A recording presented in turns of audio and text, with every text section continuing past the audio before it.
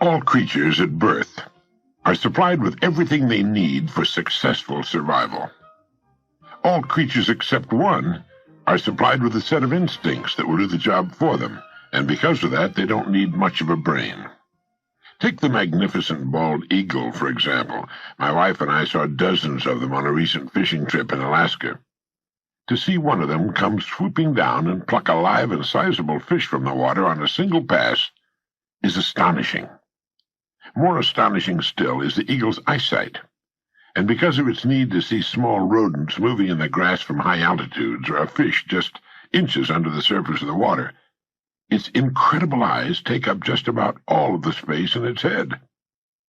For the eagle, its eyes are the most important thing, and everything else works in unison with them. Its brain is tiny and rudimentary. It doesn't think or plan or remember. It simply acts in accordance with stimuli. And it's the same with most other living creatures. Even the beautiful porpoise with a much larger brain and the chimpanzee are easily tamed and taught. Only one takes 20 years to mature and has dominion over all the rest and the earth itself, and has today the power to destroy all life on earth in a couple of hours. Only one is given the godlike power to fashion its own life according to the images it holds in its remarkable mind. Everything fashioned by human beings is a result of goal setting. We reach our goals. That's how we know that the diseases that plague us will be conquered. We've set goals to eradicate every disease that plagues us, and eradicate them we will, one by one. We have never set a goal that we have not reached, even landing on the moon, or are now in the process of reaching. No one ever made a purposeful accomplishment without a clear goal toward which to work. I hope you've established yours and that you've begun to think about it frequently every day, to impress it into your mind, particularly your remarkable subconscious, where forces greater than we can imagine can come to your aid. For a moment, consider the things your mind has brought you. Everything you have, your work, your relationship with your family and others, your philosophy of life, all come to you as a result of using your mind. Your religion. Now consider the estimate made by experts. You have probably been operating on less than 10% of your mental capacity, and probably much less than that. In an article for the Saturday Review, our old friend Herbert Otto, psychologist, educator, and chairman of the National Center for the Exploration of Human Potential, reminded us that many well-known scientists, such as the late Abraham Maslow, Margaret Mead, Gardner Murphy, O. Spurgeon English, and Carl Rogers, subscribe to the hypothesis that man is using a very small fraction of his capacities. Margaret Mead quotes a 6% figure. Herbert Otto writes, "My own estimate is 5% or less." Neurological research has shed new light on man's potential. Work at the UCLA Brain Research Institute points to enormous abilities latent in everyone by suggesting an incredible hypothesis. They said the ultimate creative capacity of the human brain may be, for all practical purposes, infinite. To use the computer analogy, man is a vast storehouse of data, but we have not learned how to program ourselves to utilize these data for problem-solving purposes. The following appeared in Soviet Life Today, a USSR English-language magazine. It said the latest findings in anthropology, psychology, logic, and physiology show that the potential of the human mind is very great indeed. As soon as modern science gave us some understanding of the structure and work of the human brain, we were struck with its enormous reserve capacity, writes Yefremov, eminent Soviet scholar and writer.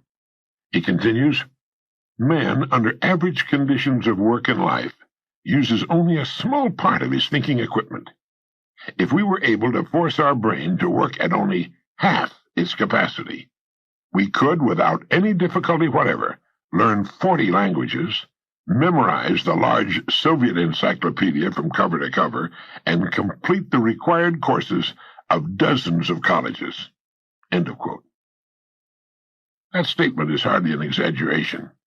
It's the generally accepted theoretical view of man's mental potentials. Now, how can we tap this gigantic potential? It's a big and very complex problem with many ramifications. But as Herbert Otto points out, it's clear that persons who live close to their capacity, who continue to activate their potential, have a pronounced sense of well-being and considerable energy. They see themselves as leading purposeful and creative lives. The way most people use their minds can be compared to the time back in the early 19th century when just the eastern coast of the North American continent was settled, just a strip along the east coast. To the west stretched the raw, undeveloped great bulk of what was later to become the incredibly rich 90% of the economy. 90%, which resulted in the standard of living enjoyed today by Americans. If everything you have is the result of using just 5% of your mind, consider for a moment what it will mean to you and your family if you can increase this percentage. This cassette will show you how to use infinitely more of your mental powers, how to develop some of that more than 90% virgin territory. None of us, as a rule, has the slightest notion of the real capabilities of his or her mind, but believe me when I say that your mind can be compared to an undiscovered gold mine, and it makes no difference whether you're 17 or 70. Look at it this way. Your goal is in the future. Your problem is to bridge the gap which exists between where you now are and the goal you intend to reach. This is the problem to solve. Robert Seashore, then chairman of the Department of Psychology at Northwestern University, pointed out that successful people are not people without problems. They're simply people who've learned to solve their problems. And there you have it. Living successfully, getting the things we want from life, is a matter of solving the problems which stand between where we now are and the point we wish to reach. No one is without problems. They're part of living. But let me show you how much time we waste in worrying about the wrong problems. Here's a reliable estimate of the things people worry about. Things that never happen, 40%. Things over and past that can never be changed by all the worry in the world, 30%. Needless worries about our health, 12%. Petty miscellaneous worries, 10%. Real, legitimate worries, 8%. In short, 92% of the average person's worries take up valuable time, cause painful stress, even mental anguish, and are absolutely unnecessary. And of the real, legitimate worries, there are two kinds.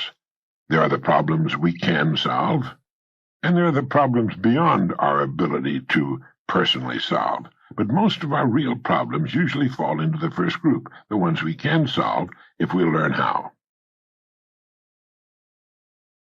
There must be millions of people today who feel they're being barred from the life they want because they look upon problems not as challenges to be met, but as wide chasms beyond their ability to bridge. A little research proves that successful people have the same kinds of problems. One of the very real benefits of working with a psychologist or psychiatrist comes from learning that there are hundreds of thousands, even millions of other people with problems identical to our own. So the whole thing boils down to a matter not of problems which are common to us all, but to our ability to solve them. Now I'm going to assume you've decided on a goal. Remember, you will become and you will achieve what you think about. That is, if you stay with it, you'll reach your goal. But how? It's right here that your mind comes into play. What is your mind, really? Nobody knows for sure. Perhaps the best way to describe it is to quote Pulitzer Prize-winning playwright Archibald MacLeish. In his play, The Secret of Freedom, a character says, "The only thing about a man that is a man is his mind. Everything else you can find in a pig or a horse." That's uncomfortably true. The human mind is the one thing that separates us from the rest of the creatures on Earth. Everything that means anything to us comes to us through our minds, our love of our families, our beliefs, all of our talents, knowledge, abilities. Everything is reflected through our minds. Anything that comes to us in the future will almost certainly come to us as a result of the extent to which we use our minds. And yet it's the last place on Earth the average person will turn to for help. Do you know why? You know why people don't automatically turn their own vast mental resources on when faced with a problem? It's because they never learned to think. Now that is a fact, believe it or not. Most people never think at all during the entire course of their lives. They remember, but that's not thinking creatively or in new directions. They react to stimuli, but again, that's not thinking.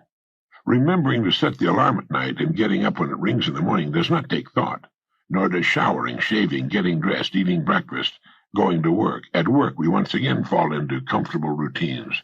At quitting time, we go home and start repeating the process. Most people, let me say it again, do not know how to think. When they're faced with a problem, they will go to any length to avoid thinking. They will ask advice from the most illogical people, usually people who don't know any more than they do, next-door neighbors, members of their families. Very few of them have reference books. But much more important than that, only one in I don't know how many thousands will take a large notepad, write the problem at the top of the page, and then deliberately turn on his or her thinking apparatus.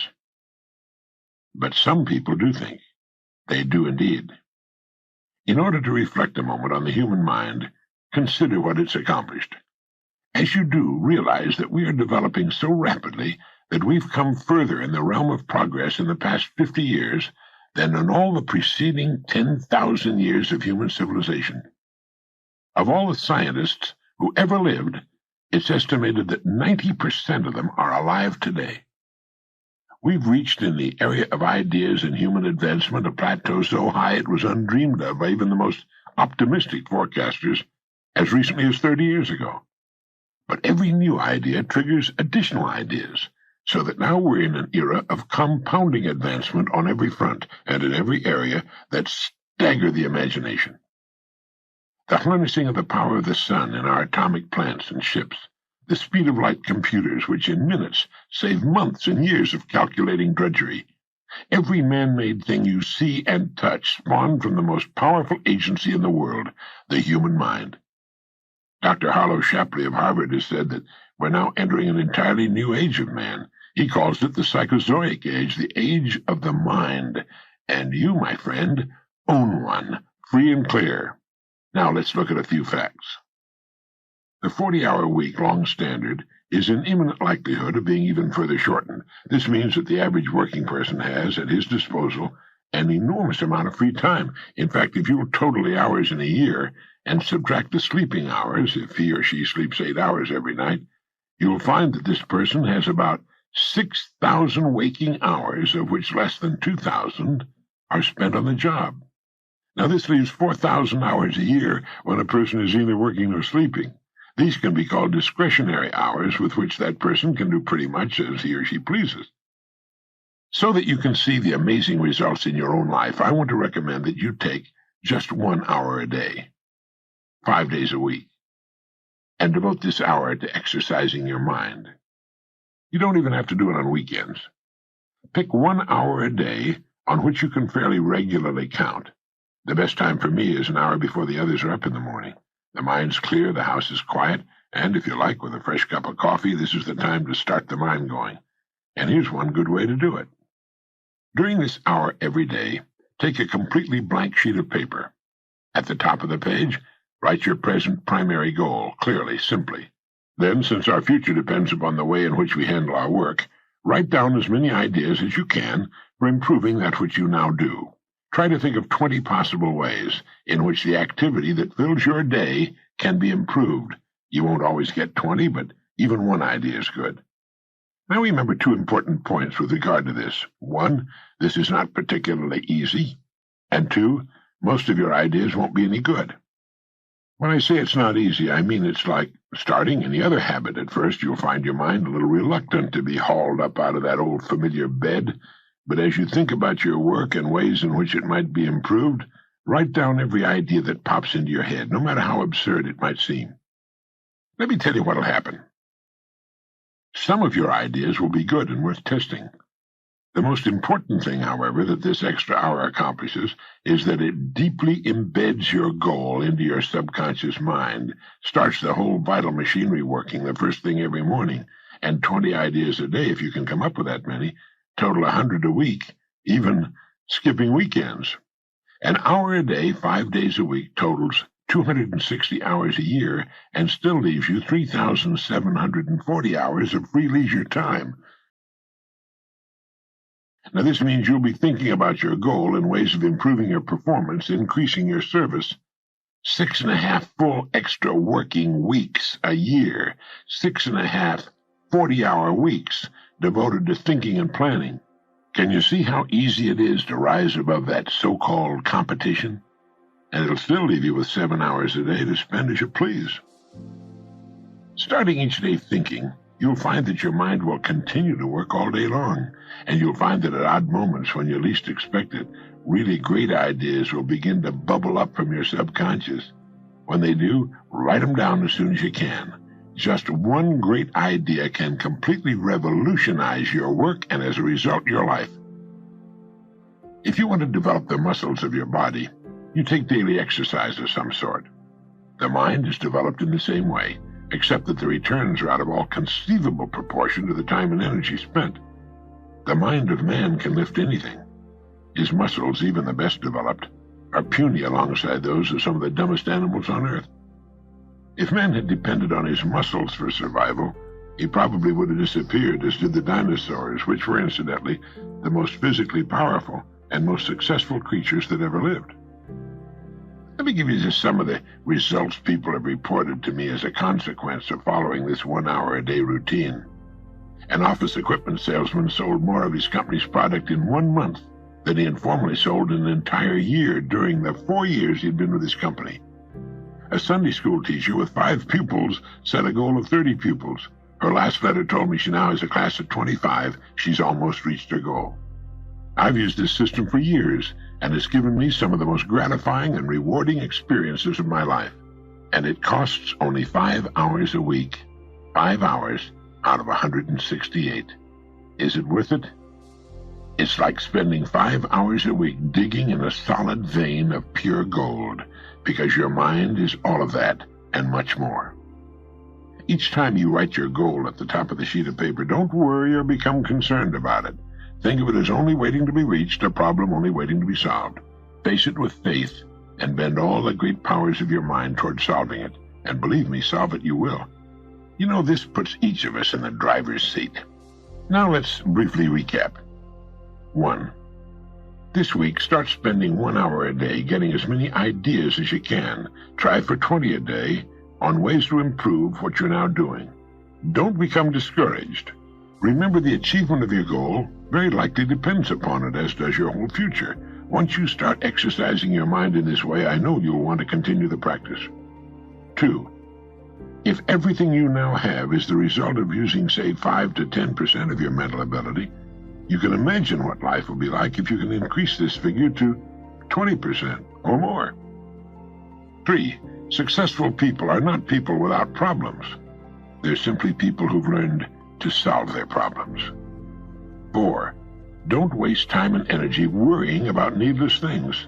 40% of them will never happen, 30% have already happened and can't be changed, 12% are needless worries about our health, 10% are petty miscellaneous worries, and only 8% are genuine. Try to separate the real from the unnecessary and solve those which are within your ability to solve. 5. The human race has advanced farther during the past 50 years than in all the preceding 10,000 years of human civilization. We're now living right in the middle of the golden age man has been dreaming of and praying for centuries, and it's going to get better. Last of all, the only thing in the world that can take you to your goals in life is your mind, its effective use, and following through on the good ideas it supplies you. Each of us has a tendency to underestimate his or her own abilities. We should realize that we have deep within ourselves deep reservoirs of great ability, even genius, that can be tapped if we'll just dig deep enough. It's the miracle of your mind.